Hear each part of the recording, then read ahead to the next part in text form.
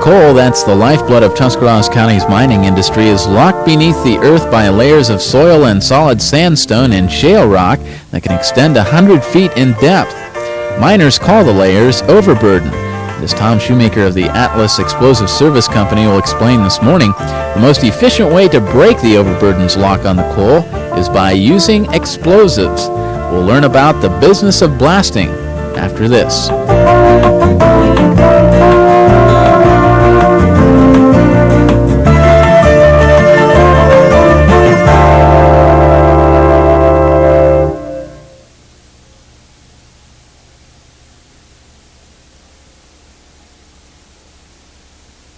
I'm Tom Shoemaker from Atlas Explosive Service Company in New Philadelphia. And what you're looking at here is a typical shot or a blast that we would have at a local coal mine here in Tuscarawas County. As you can see, the drills there are drilling the holes where we would load the explosives into so as we can break the rock up for the coal miner to be able to excavate the rock to get to the coal. Those drills are drilling approximately 60 feet to the coal on spacings of around 15 to 18 feet apart from each other. The holes of a typical size would be 6 3/4 inches in diameter. And as you can see right next to it, the rather large white bulk truck is loading ammonium nitrate with a fuel oil mixture. And that's commonly known as ANFO, which is the predominant explosive used in today's blasting business. Many times we'll run into wet conditions where there's a lot of water in the boreholes, and we have to use a wet hole material, and that comes in a plastic bag, and it has, again, an ammonium nitrate based material in the bag so as we can come out of the water that's in the borehole.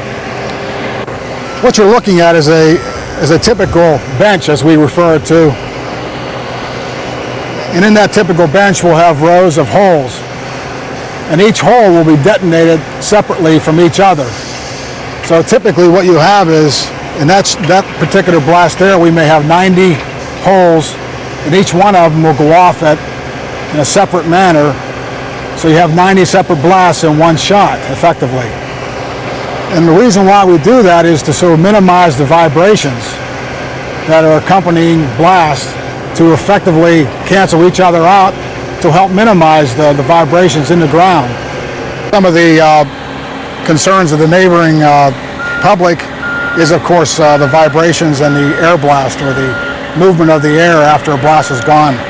By keeping enough dirt, or stemming as we call it, on the top of each column of explosives, it holds the explosive charge in the ground to minimize air blast or the rush of air after a blast has been detonated. We do this, and we put a lot of time into study and effort to control each and every blast so as to keep the neighboring public comfortable with what we're doing. It helps also the coal miner to be able to stay in compliance with the many regulations that he is under in blasting. Two of our fellows that are loading the holes with the ANFO that I was talking about earlier. The fellow with the tape in his hand is measuring the depth of the explosive to make sure that we don't overload the holes. And we're doing that so as to safely control the explosives in a manner that's best for this mine as well as the neighbors. What we normally do would be to eliminate rock flying in the air. We try to hold the explosives column down to about 12 feet from the top of the hole. And by doing that, we can control the blast and have the energy in the rock to be able to break up the rock and make the rock so the miner can be able to effectively mine it to get to the coal in an economical fashion. What you're looking at is a hole that's been already loaded with explosives. And the 4 wires you see coming out of here represent 2 distinct blasting caps that are in the hole. And each blasting cap has a primer charge on the end of it. And one is at the bottom of the hole, and the other's typically about 25 feet down from the top of the hole. And each one of these has a detonator in it that is a millisecond delay. And each hole that you're looking at panning across the bench has 2 of these caps in it, and each one of them is a different delay, constituting that each hole is going to go off and detonate it at its separate time, designated by the delays that are in these caps.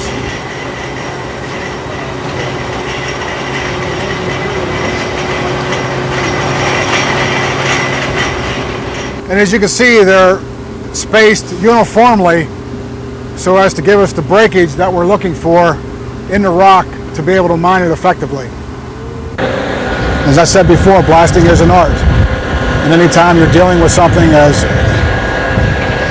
explosive, if I may use the term, as we're doing here, you have to know what you're doing, and we put a lot of time and money and effort into training our people to be experts, so-called experts in our field. I don't like to use the word expert because that means you're not going to make mistakes. We're human just like everybody else, and you can make mistakes because you're dealing with geology and rock that God put here a long, long time ago. We do try to do the best we can for our mines in this area and our customers, because without them, of course, we'd not be in business. So we try to do what's best for them, as well as the neighbors surrounding them, and also the industry as a whole.